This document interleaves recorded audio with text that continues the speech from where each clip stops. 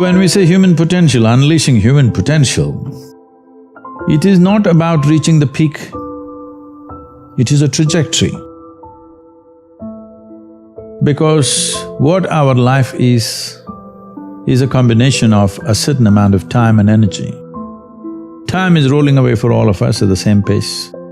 If you sit, it rolls away, if you sleep, it rolls away, if you do something, it goes away, if you don't do anything, it goes away. You're happy or miserable, it goes away. Time is running out for all of us. So it's only the energy that you can do different things with. If you bring your energies to a certain level of intensity and possibility, what somebody does in 10 years, you may do it in 1 year. This means if you live here for 100 years, it feels like in people's impact that you've created, it feels like you lived here for 1,000 years, simply because you have managed your life energies in a certain way.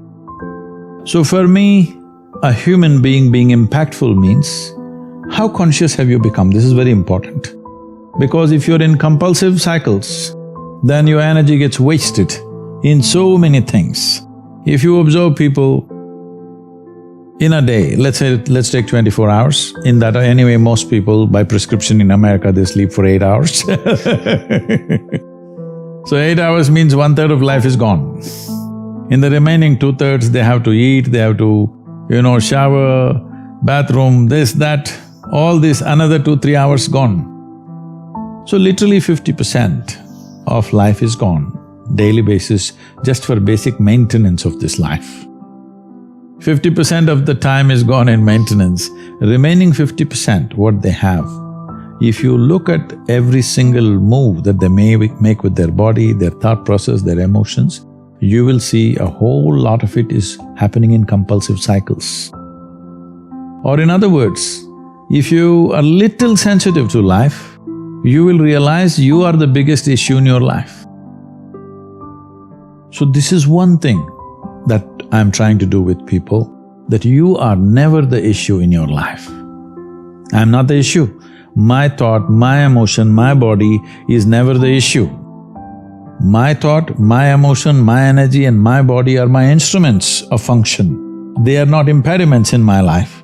But I would say for 90% of the human beings, their own body, then the compulsions of the body, the compulsions of their thought, the compulsions of their emotions are ruling them most of the time. The notion of the difference between pain and suffering I thought was very useful. See, pain is physiological, it's there. If there's no pain, most people would not even know how to protect themselves. See, just because there's no pain in this, see what all you have done to it. Isn't it? See, there's no pain in this, so that's why you took it off. If there's no pain in your nose, maybe you would have taken it off. Because there are many advantages, you will take in about 22% extra oxygen if you just remove this one thing, contraption.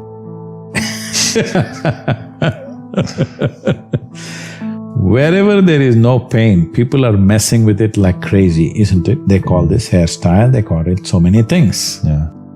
Suppose there was no pain in the entire body in Los Angeles, people would pull out their stomach bag and you think they wouldn't do it? No, they probably would. Only pain is helping them to preserve themselves, isn't it? So pain is good. There's no physiological pain. Most people would not know. I hear in United States there's one group, they call themselves something, I forget that word. They're actually cutting their fingers off, their hands off on the video. Whoa. They're posting it online. There's a group like that. Whoa. Can you imagine this? No. In spite of so much pain, if there was no pain, almost everybody would have cut themselves off in the name of fashion, they would have cut themselves into ribbons. Wow. So pain is a good thing physically, because that is your preservation, self-preservation mechanism. But suffering is something that you do in your mind. So pain that happens in your body, you take it in your mind and multiply it 1,000 times or 1,000,000 times depending on how capable you are or how stupid you are, and suffer it 1,000,000 times over. Right now, most human beings are like this. What happened 10 years ago, they can still suffer. What may happen day after tomorrow, they already suffer. They are not suffering life. They think they are suffering life. They are not suffering life. They are suffering the two most fantastic faculties that human beings alone have: a vivid sense of memory and a fantastic sense of imagination. The survival process has become easier than ever before. Believe me, in the morning if you need a bucket full of water, if you had to walk a mile to the river to get one bucket of water, and your family needed 25 buckets of water, you would have no time to mess yourself. Now you have a lot of time to mess yourself because our survival is better organized than ever before. Another thing is, most human beings do not know how to manage their biochemistry without physical activity. I have seen a whole lot of people, particularly teenage boys and girls between the ages of 12 and 16, who come to me with some severe, violent problems within themselves. If you leave them like that, they may kill themselves or kill somebody else. They're in that kind of state. Many of them have even killed their parents, it has happened all over the world. And in 2017, when I came to know that in India, which is not so much suicidal in that sense because there's a huge family support and stuff like that, in spite of that, in 2017, 18,600 children below 18 years of age committed suicide, out of which 7,200 are below 15 years of age.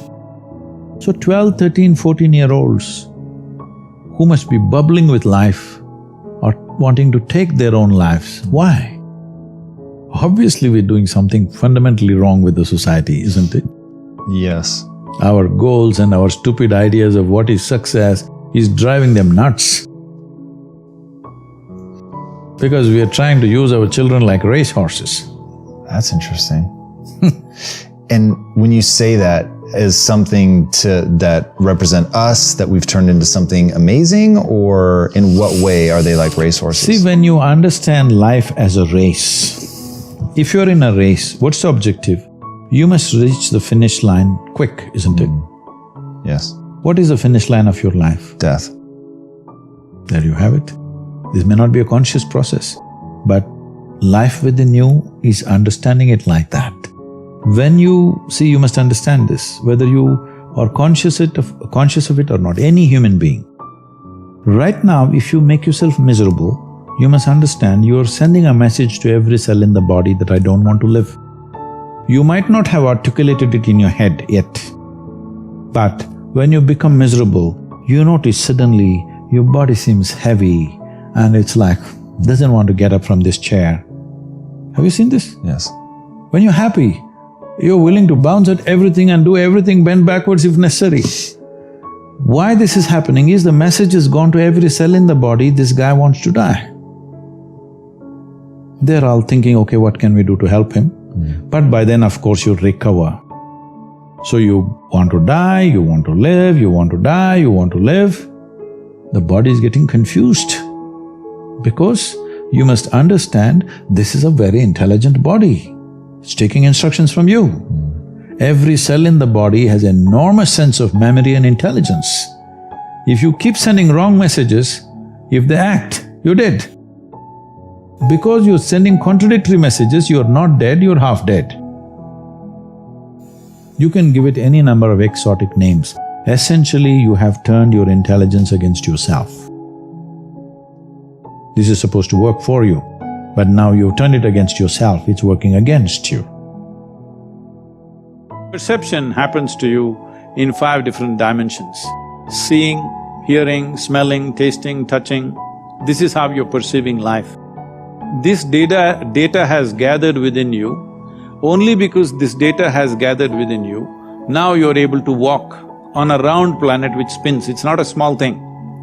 It is not a small thing that you're able to walk on a spinning round ball. Because all this data has gathered through 5 senses, it is not intellectual information, but it is a perceptual information. If this information is not there, you won't be able to walk actually.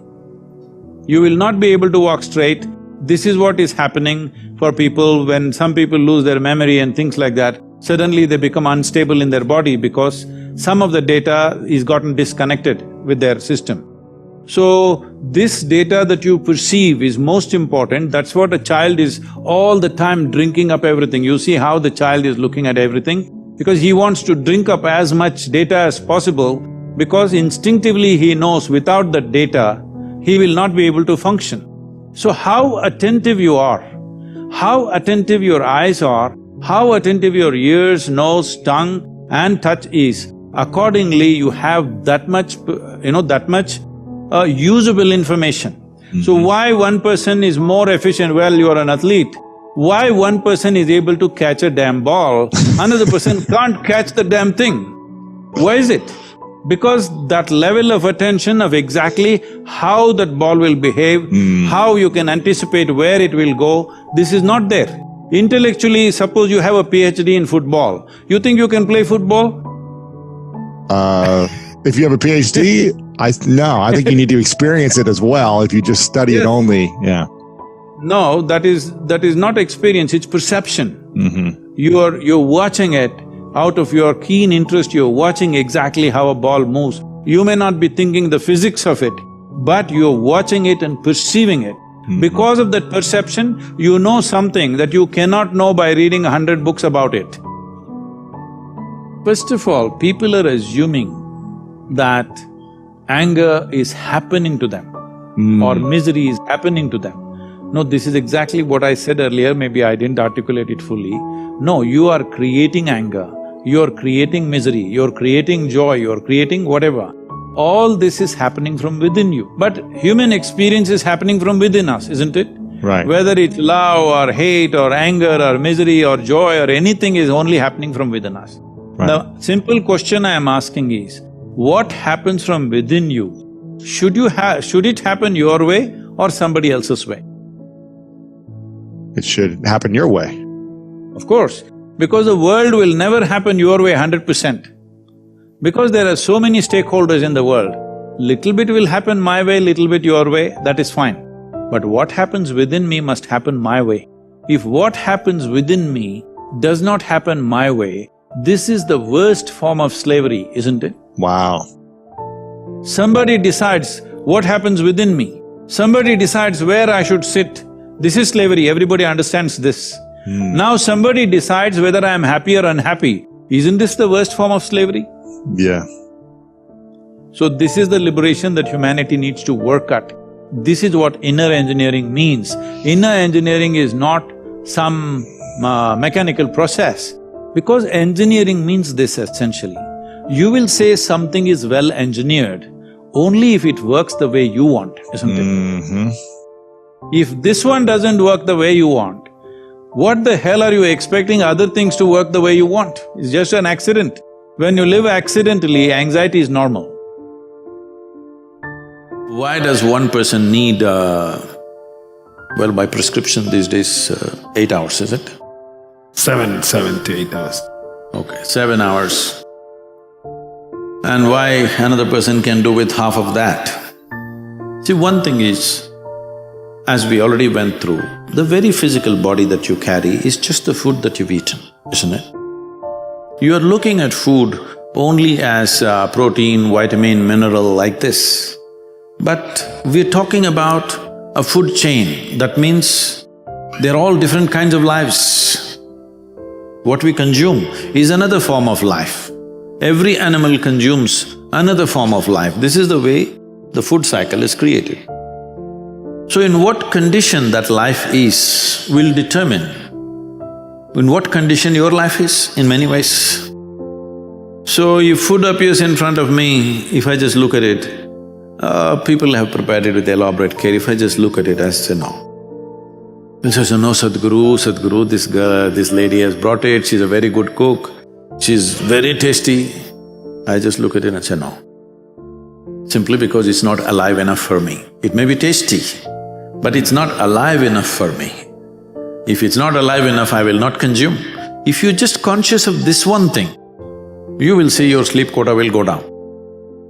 Another thing is, most people are eating at least 50%. 50% means 100% more than what they need to eat. Yes, you will do one thing, as an experiment, just try this. Whatever you're eating, cut it down by 50%. If you're eating, let's say, 2 kilograms of food, cut it down to 1 kilogram and eat variety of foods, you will see you will neither drop weight, nor will you become weak, nor will you become less energetic. Only thing that'll happen is your sleep quota will go down. Because you're putting so much food to generate the same amount of energy, you're eating more by compulsion of liking the taste or simply by compulsion of filling yourself up. Now the body has to process so much food to create so much energy. This extra processing is taking a toll on the system. The amount of impurities that are there in the food will also determine how much inertia you generate in the body. Let's understand it this way, in terms of physical terms. What sleep means is inertia. Right now you're dynamic, this is life, inertia sets in. When inertia goes beyond a certain point, that's death. But sleep is a certain kind of death, but it is offering you rest. So restfulness is very important. What is being restful means is, if you sit here, if you're at total ease, you will see the body is naturally restful. Have you noticed on a particular day, you are very happy, on that day you don't need much sleep or food, have you noticed this? That's all you have to do. If you remain very joyful every moment of your life, the food will come down, sleep will come down naturally. It's time to understand all the problems of individual nature are generated from within. And we don't have to solve problems that we create, we just have to dissolve. Problems that you create, you don't have to solve. If there is a problem in the situation, yes, we have to solve. But you have a problem within you, solution is not what you need, solution is madness. Solution means, for an illusion, you're creating an illusory solution, something that you make up. For that, you create one more solution that you made up once again. No, you just have to turn off the problems. You're going through a certain drama, only thing is you're a lousy director. That's all there is. Instead of improving your direction, now you're trying to find a solution for a situation in a drama. It's like people watch a cinema and come home and they have big arguments about what happened there. So, the thoughts and emotions that you create, you don't have to find any solution for it. If you just turn it off, it's gone. If you find solution, you moving towards insanity. Because you create a ghost and you create a ghost buster. The ghosts that you create, you must learn to play with them. I'm saying if nobody willing to play with you, you have to play with somebody, right? So the ghosts you create, if you like them, you play with them. If you don't like them, turn them off. But Sadhguru, they keep coming. You don't play. Don't like to play with them, don't play. They come and go. Never it ever happened that one thought remained for more than a moment, isn't it? It comes and goes, comes and goes. Let it come and go. If you try to find a solution for that, you will head towards insanity. One thing that you must do to yourself is, you are absolutely truthful to yourself. If you're also truthful to everybody around you, you will get other kinds of benefits with people. But I will not go that far right now. With yourself, you are 100% truthful. Otherwise, all kinds of tricks keep happening. To be truthful to yourself is not an easy thing because there is lifetimes of habit of simply bullshitting yourself. A guest came to Shankaran Pillai's house and Being a South Indian man, down south, Pillais come from further down south. He was carrying an umbrella, which is a common thing. In Kerala and southern Tamil Nadu, to carry an umbrella is a very common thing because rains can be very heavy. Then they walked out, he took the guest out, then it started raining. But Shankaran Pillai did not open the umbrella. The guest said, "Why don't you open the umbrella?" Shankaran Pillai said, "I'm sorry, the umbrella is full of holes." Then the guest asked, "Why did you bring it?" "Well, I never thought it'll rain today."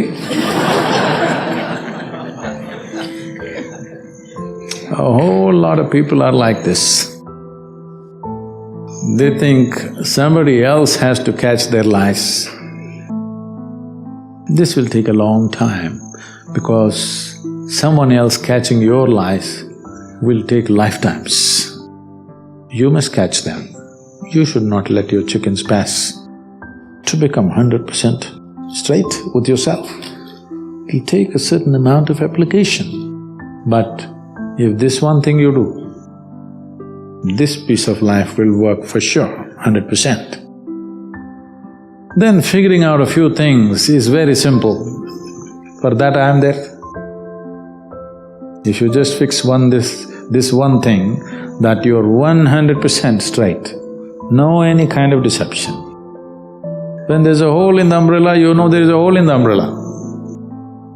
You will never forget that there is a hole in the umbrella, okay? If you are like this, rest of the work becomes very simple and easy.